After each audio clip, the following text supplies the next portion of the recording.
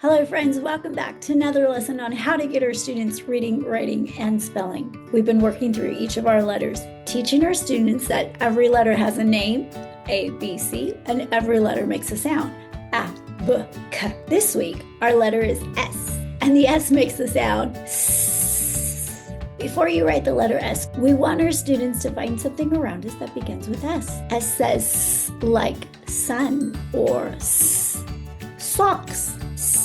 Let's see what they can find that begins with the letter S.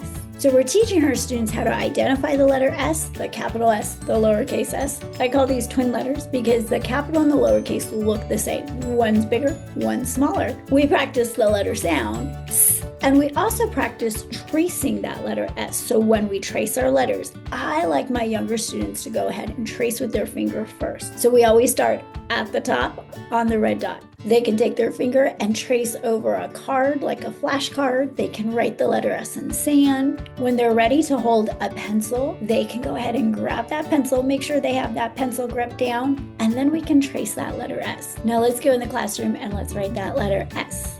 So all of our letters begin at the top on the red dot, and I have my students touch their head because it's just such a great reminder. Whenever we put a physical action to learning, students learn just a little bit faster. So our capital letters always start on the upstairs part of our house. Everything above that dash line is the upstairs.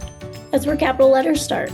The capital S begins upstairs and it goes down, and it's actually one stroke. So we're going to have our students take their finger and move all the way around like they're making a snake. So we start at the top on that red dot. We go up and around in one stroke, kind of looks like a small C on the top, and then start sliding down, touch the ground, and then let's start looping back up. That's the capital S. The lowercase s looks just the same, except everything is downstairs under that dash line. S starts at the red dot. We move around, curve to the other side, touch the ground, and then loop back up.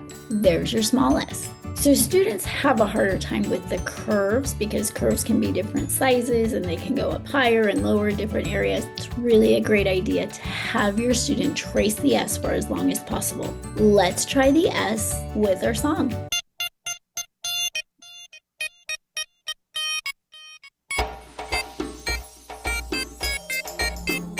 For an S I make just a curvy little snake. For an S I make just a curvy little snake.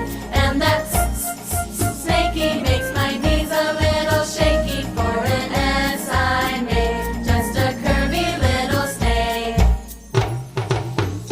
For an S I make just a curvy little snake. For an S I make just a curvy little snake. And that snaky makes my knees a little shaky. For an S I make just a curvy little snake.